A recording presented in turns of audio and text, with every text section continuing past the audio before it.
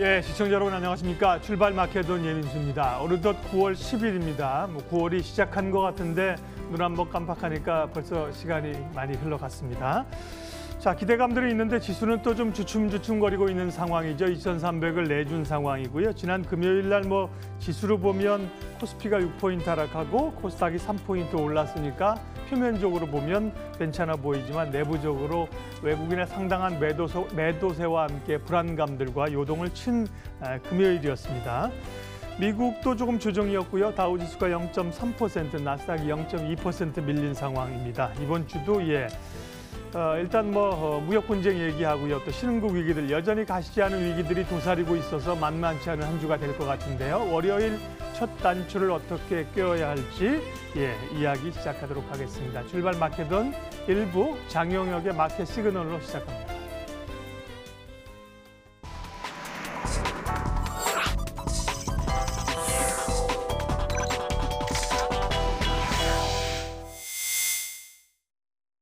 네, 시장에 대한 날카로운 분석 그리고 핵심 포인트들 장영혁의 마켓 시그널 한국투자증권 이프렌즈예요. 장영혁 팀장님 모셨습니다. 어서 오십시오. 네, 안녕하세요.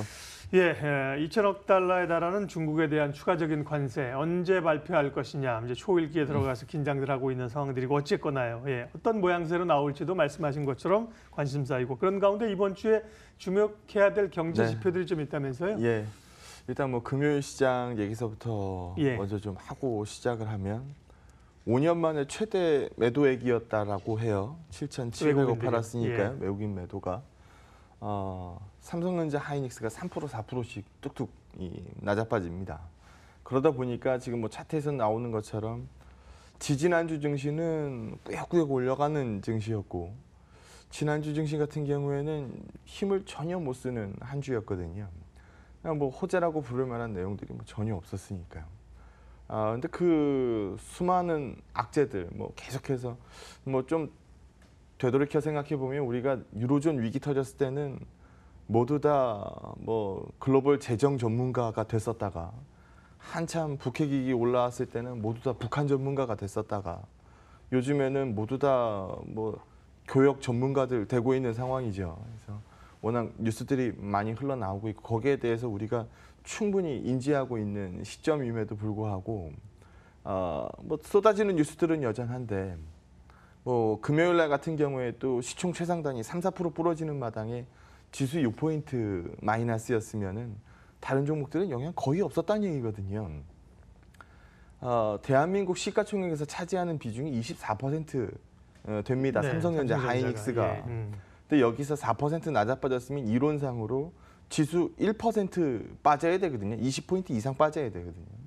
근데 그러지 않고 6포인트 하락. 외국인 매도 7,700억이 5년 만에 최대치라고 얘기하지만 삼성전자 하이닉스 매도가 6,700억이었으니까요. 다른 종목들로는 영향 거의 미치지 못했다라는 부분 말씀드려야 될 것 같고요. 중국도 금요일 날 증시 0.4% 올랐고 요즘 우리 인도네시아 증시 왜 보고 있는지 모르겠는데 하도 신흥국 위기 전이 다음은 인도네시아 이런 얘기들 나오다 보니까 좀 쳐다보죠. 0.87% 플러스 금요일 날 만들어냈습니다. 마이크론 주가 가지고 말들이 많았죠. 마이크론 금요일 날 장중 고가는 플러스 4%고요. 종가는 한 0.5% 정도 올라서 끝을 내긴 했습니다만 지난 목요일 날 10% 빠지고 나서 하락의 연속성을 다행히 보이지도 않았습니다. 그러면 우리 대한민국 오늘 증시 어디로 흘러갈 거냐라는 부분에 대해서는 사실 금요일 날 충격파도 그렇게 크지 않았고 금요일 날 빠진 부분으로 그럼 이제는 시장이 빠져야 됩니다라고 얘기하기에도 굉장히 하락폭 자체가 약했었으니까 기존 비유에서 틀려지는 거 있는지 그 부분만 체크를 한번 해보도록 하죠. 첫 페이지 보시면은요. 우리가 지금 이 뉴스가 나오냐 안 나오냐를 얘기하지 않아요. 참 재밌는 사실인데 2천억 달러 그 다음 것도 있다라고 이제 트럼프 대통령이 얘기를 하죠. 2천억 달러가 나오냐 마냐가 아니고 이게 언제 나오냐입니다. 그러니까 나오는 걸 기정사실화해서 보고 있어요. 근데 나오는 부분에 대해서는 기정사실로 보고 나오는 방법론에 대해서는 최악만 생각합니다. 그러니까 2천억 달러 한 방에 빵 때리는 것만 생각을 하는 거죠. 근데 과거에도 저희가 뭐 시나리오 점검해 봤었던 것처럼 이게 찔끔찔끔 뿌려질지 아니면은 10%로 나올지 뭐 아니면 시장에서 우려하고 있는 것처럼 2천억 달러 25%로 그냥 꽝 하고 쏟아질지 이게 잘 모르겠습니다. 하지만 시장에서는 뭐 나오는 건 기정사실이고 나오게 되면 충격이 작지 않을 거야 라고만 얘기를 하거든요. 근데 우리 하나만 좀 짚어보려고요. 위안화 약세에 대해서 뭐 우리 미국에 갖고 있는 무기 하나 생각해 보도록 하겠습니다. 매년 4월하고 10월이면 미국이 뭘 갖고 횡포를 부리든가요? 환율 보고서. 네, 말씀하시는, 뭐 예. 재무부 환율 보고서 가지고 니네들 이렇게 했으니까 니네는 환율 조작국이야. 얘다 뭐 규제 뭐 이렇게 나오거든요. 그러면 지금 위안화 약세 속도가 뭐 굉장히 가파르다라고 얘기를 하니까 그럼 미국이 먼저 쓸 카드는 뭘까요? 이거를 최악으로, 그러니까 최악의 시나리오로 25% 2천억 달러 꽝 때리는 거는 말 그대로 히든 카드인데 이거를 환율 조작국 카드도 쓰지 않은 상태에서 히든부터 깔 가능성 이거 얼마나 될까요? 뭐 카드 좀 쳐보신 분들은 아시겠습니다만 이게 소위 좀 뻥카를 치고 끌고 가야 애들이 뭐 레이스하고 따라오는 거지 처음부터 그렇죠, 올인 예. 찍어버리면은 뭐 상대편에서 다이 부르지 누가 레이스를 부르겠습니까? 뭐 우리가 우려하고 있는 바대로 최악의 케이스가 단번에 발표될 가능성 이거 뭐 사실 그렇게 크지 않아 보입니다. 근데 나오는 뉴스는 매섭거든요. 그러다 보니까 매기가 좀 얼어 있는 국면, 매기가 좀 쫄아 있는 국면 이렇게 보는 게 좀 맞다라고 보고요. 발표된 지표 2개만 체크를 좀 해보도록 하죠. 뭐 먼저 금요일 밤에 나온 뉴스죠. 미국의 8월 고용 지표가 발표가 됐는데. 예. 비농업 취업자 수가 20만 1,000명 나왔어요. 가이던스가 19.8만이었으니까 가이던스보다 잘 나옵니다. 실업률 3.9% 나왔고요. 좀 관심이 모아지는 부분은 이 부분이었어요. 시간당 임금 상승률이 많이 오르네요. 예. 2.9% 나오더라고요. 뭐 소위 말해서 우리 우스갯소리로 뭘 벌어야 쓰지라고 얘기하는 거기서 출발을 해보면 버는 돈이 늘고 있다는 얘기죠. 버는 돈이 늘고 있으면 쓸 돈이 늘었다는 얘기고 쓸 돈이 늘었다는 얘기는 더 많이 찍어내야 된다는 얘기고 더 많이 찍어내려면 더 많은 고용이 필요하고 말 그대로 선순환입니다. 그러다 보니까 달러를 약세로 밀고 가는 부분을 보여주지 못했는데요. 지난 좀 들어오기 전에 보니까 달러 인덱스가 95p 중반 나오더라고요. 95.4 정도 나오던데요. 이렇게 나오는 것보다는 좀 떨어지는 방향성 쪽을 이번 주에 응원을 해봐야 될 것 같습니다.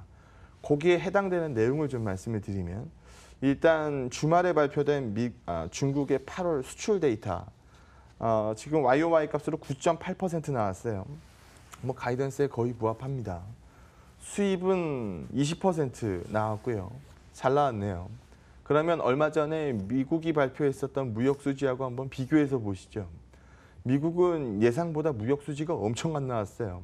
무역 적자가 뭐 얼마 이래 최대다라고 뉴스 지나가는 거 많이 보셨을 겁니다. 근데 중국은 뚜껑 열어보니까 생각보다 잘 나와요. 그러니까 관세 가지고 압박 넣을 만큼 넣었는데 그것도 무시하고 꽤 잘 나오더라는 겁니다. 그러면은 일각에서는 이런 얘기 나올 법하죠. 우리 방향 제대로 맞춘 거 맞냐? 우리가 이렇게 찍어 누르면 우리 미국 데이터 좋아지고 중국 데이터 나빠지는 거 맞냐? 라는 얘기가 나올 수도 있습니다. 소위 말해서 무역전쟁, 무역론 쪽으로 얘기가 나오면 시장은 이거 과하게 빠졌는데 라고 인식할 수도 있다는 거죠. 그렇게 되면 안전자산 선호도는 떨어질 거고 그런 부분들이 달러의 강세를 제한할 수 있으면 말 그대로 땡큐입니다. 그리고 시간당 임금 상승률이 워낙 잘 나왔으니까 지금 뭐 달러가를 바로 부러뜨리긴 좀 어렵겠습니다만 과거에도 한번 보여드렸던 부분인데 여기까지는 밑에 제가 데이터가 잘렸네요. 네. 2018 데이터고 네. 뒤에 건 2019 예상치 데이터입니다.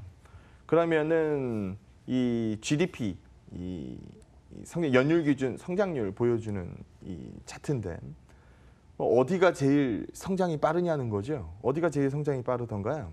2018년이 제일 빠르죠. 네. 지금이네요. 네. 그러면 금리가 가장 빠르게 올라갈 수 있는 시점도 네, 2018년이라는 겁니다. 우린 지금 2018년을 살고 있고 2019년 데이터는 지금 여기서 보시는 것처럼 연율 기준으로 따지면 YOY 값 비교하니까 올해가 높으면 높을수록 내년은 부담되거든요. 그럼 거기에 대해서 성장률 데이터는 떨어지기 마련입니다. 게다가 최근 미국의 뭐 무역 수지나 이런 부분들 보게 되면 가이던스, 성장률 가이던스를 소폭 내려야 된다라는 얘기들도 많이 나오고 있는데요. 이런 부분들이 현실화된다라고 하면 뭐 계속해서 금리 올리자라는 얘기만 하긴 어려울 테니까요. 이런 부분들은 또 달러의 강세로 좀 제한해 줄 것으로 보여집니다. 이런 그림들이 일단 이번 주에 좀 봤으면 하는 그림이고요. 이런 그림이 현실화된다라고 하면 지금 뭐 물량 기준 무역 데이터 보시게 되면 대한민국 뭐 수출 물량 데이터가 꺾인 것도 아니고 여기서 보는 것처럼 전 세계 무역에서 차지하는 비중 뭐 중국이 최근에 좀 꺾였고 미국이 계속 부진했다가 최근에 머리를 좀 올렸고 뭐 한국 데이터가 여전히 견조하고 대만 살아 있고 뭐 최근 빠르게 올라오고 있는 게 사실 베트남 데이터고 이런 부분들 보게 되면 어느 한쪽으로 지금 뭐 무역 전쟁 이 우려가 뭐 완벽히 뭐 포커스 꽂혔다 이렇게 부르기에도 좀 어려운 시점이라는 거죠. 더 큰 그림에서 보면 산업 생산 데이터 지역별로 나눠서 봤을 때 아시아는 다친 거 없고 라틴 쪽이 다쳤지. 우리 대한민국 속해 있는 이 아시아 지역이 먼저 뭐 하락의 선두에 설 이유는 사실 없어 보입니다. 근데 뭐 공교롭게도 우리 대한민국한테 질문은 계속 날라오죠. 너는 선진국이냐 신흥국이냐. 흑백 논리인데 우린 선진국 아니면 신흥국인 거죠. 그래서 신흥국 불안하면 너네가 뛰어나갈 이 모멘텀도 부족한 거 아니냐. 뭐 100번 맞는 말입니다. 네. 100번 맞는 말이지만 과연 대한민국이 하락의 선두에 설 이유가 있느냐. 뭐 전 여전히 없다라고 보고 있는 거고 통상적으로 봤을 때 8, 9월이 좀 부진하더라. 10월서부터는 연말장 기대감 올라오면서 강한 장 나오고요. 그리고 뭐 과거 격언에도 많이 있던데 세린메이라는 표현 많이 들어보셨을 겁니다. 예. 5월 달에 팔아라. 그 이후 시장이 별로 재미없다. 그리고 나서 연말장 기대감 올라올 때 돌아와라 라는 부분입니다. 힘든 구간을 지나고 있습니다. 과거 데이터로 봐도 뭐 9월 시장까지는 좀 부진한 그림이 있었어도 10월, 11월, 12월 4분기 데이터는 상당히 좀 긍정적이었거든요. 그래서 지난 금요일 하락과 묻어서 보면 최상단이 무너져도 6P 밀리고 말더라. 그러면 지난 금요일과 같은 모습이 삼성전자 하이닉스에서 연속성으로 뛰지 않는다라고 하면 뭐 시장에다가 불리한 얘기만 쏟아놓은 시점은 아니지 않느냐. 출발 시점 자체에 사실 우리 금요일날 개파락 뭐 반영하고 들어갔잖아요. 그리고 나서 막아낸 지수면 개파락 이후에 음봉으로 뽑아내서 심리에 다치는 것보다는 훨씬 더 양호한 상태다라고 말씀드리도록 하겠습니다. 예, 또 지금 이 시장에서 지금 자리의 시장을 한번 읽어봤습니다. 그러니까 논리적으로 보면 뭐 그렇게 밀려갈 이유들이 없어 보입니다. 분석. 근데 이제 심리적으로 위축이 좀 심리가 많이 다쳤죠. 거죠. 호재를 들어본 지가 그러니까요.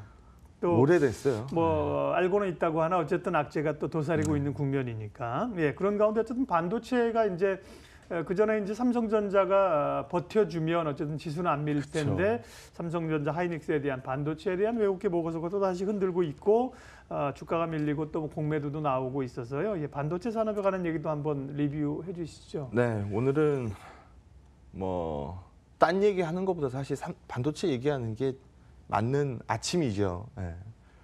금요일날 현대차 얘기처럼 새롭게 떠오르는 얘기. 금요일날 현대차 그룹 또 강했잖아요. 뭐 그런 얘기하는 게 더 도움이 될 거냐 아니면은 시장 판단하는데 뭐 바로미터 기업인 반도체 얘기하는 게 더 도움이 될 거냐 오늘은 뭐 후자라고 본 거고 그 얘기를 조금 더 한번 해볼까 합니다. 이 그림은 제가 지난번에 한번 보여드렸던 그림이에요.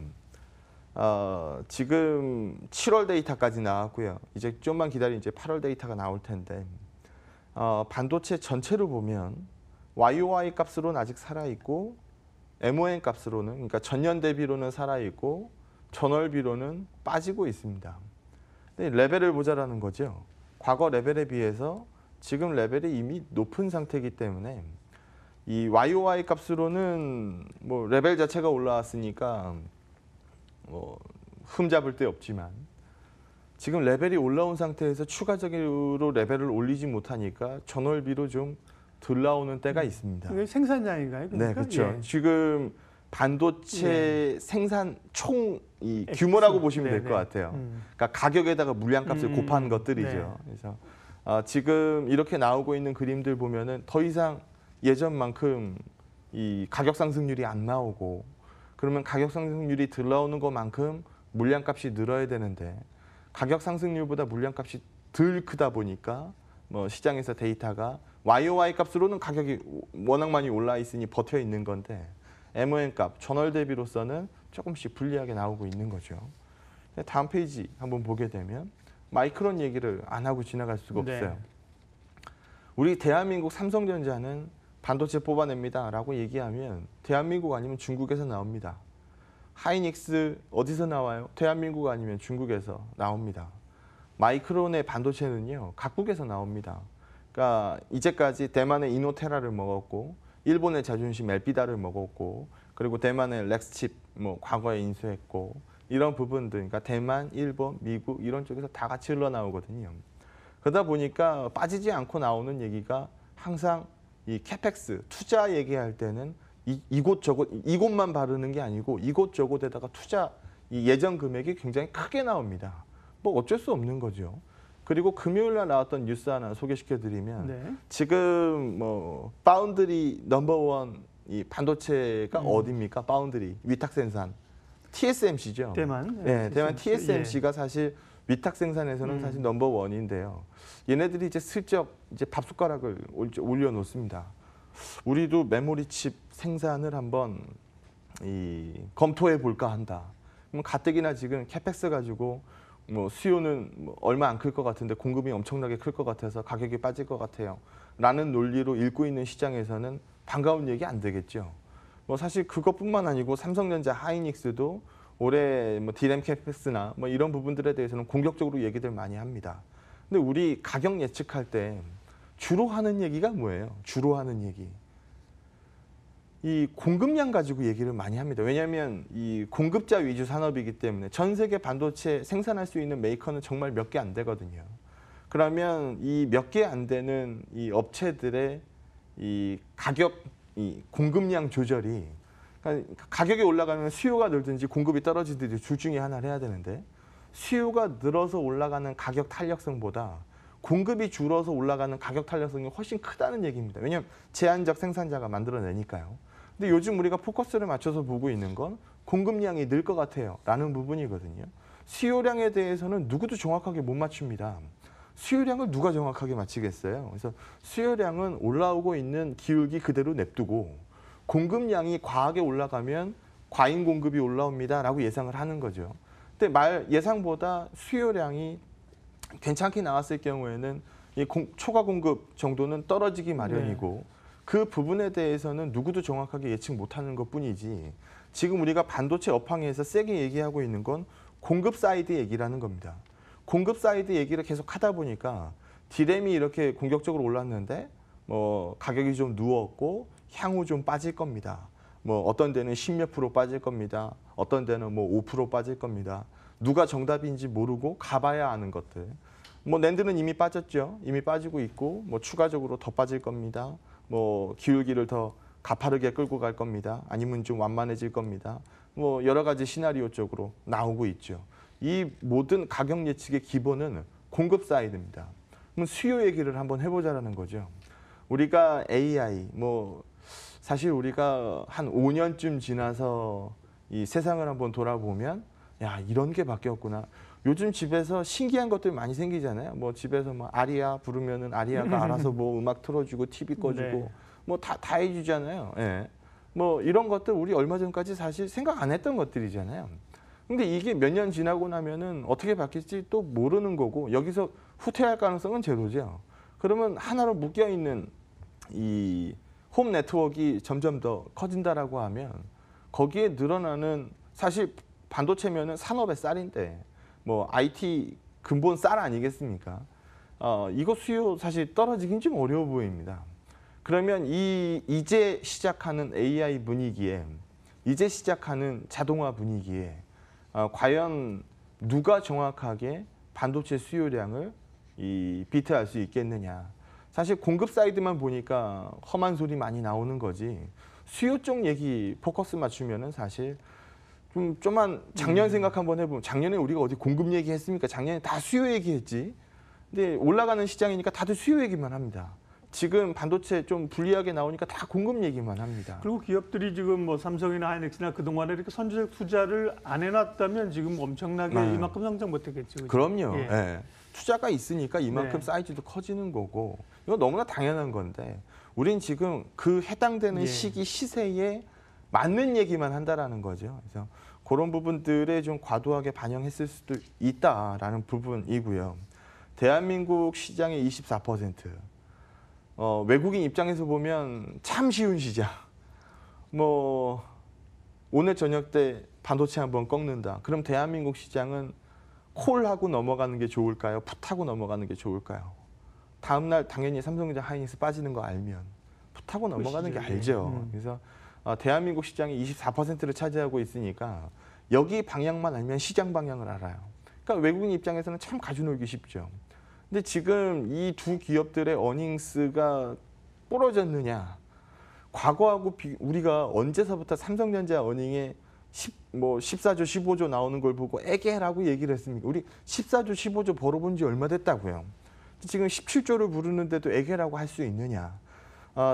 하이닉스가 과거에 3조 벌었을 때 뭐 와우를 외쳤었고 4조 나왔을 때 와 분기당 1조라고 깜짝 놀랐었는데 6조 얘기하고 있는 지금 이 시점에서 누가 애게라고 얘기할 수 있느냐? 다 어떻게 보면 시장의 결과치에 맞는 얘기만 하고 있는 거고 그 부분을 증명하기에는 너무나 후행적인 것들이고 마치 차트만 보고 이 주식은 매수해야 됩니다, 매도해야 됩니다 얘기하는 거랑 똑같다라는 거죠. 그래서 기술적 분석만 봐서는 뭐 시장 성공하기는 어려워 보입니다.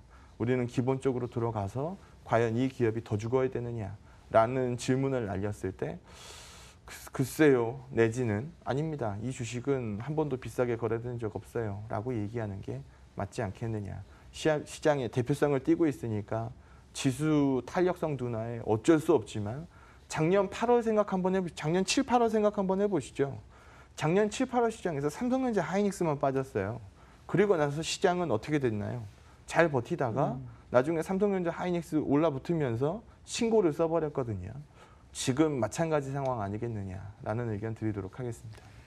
예, 반도체에 대한 생각들도 고민이 생각들이 많죠. 그 부분까지 정리를 좀 했고요. 월요일 사실은 뭐 좀 무겁게 시작할 수 있는 분위기인데 내실을 따져보면 뭐 또 그리 비관적으로 볼 필요만은 없다는 생각이십니다. 전략 마무리하겠습니다. 대한민국 업종 특수성을 외국인도 알고 있고 모두 투자자들 다 알고 있는데 마치 우리만 모르고 있는 것처럼 지수 빠지니까 어떡해요? 라고 얘기하는 거거든요. 대한민국 시총 비중 24%, 25%짜리가 4% 부러지면 지수는 1% 빠지는 게 맞습니다. 6P 하락에 그쳤으면 나머지 종목들은 여전히 버티고 있는 증시다. 아래 방향보다는 위를 보는 전략 계속 고수하도록 하겠습니다. 예, 오늘도 마켓 시그널에서 전략 정리해봤습니다. 한국투자증권 장영혁 팀장님 함께했습니다. 고맙습니다. 네, 고맙습니다.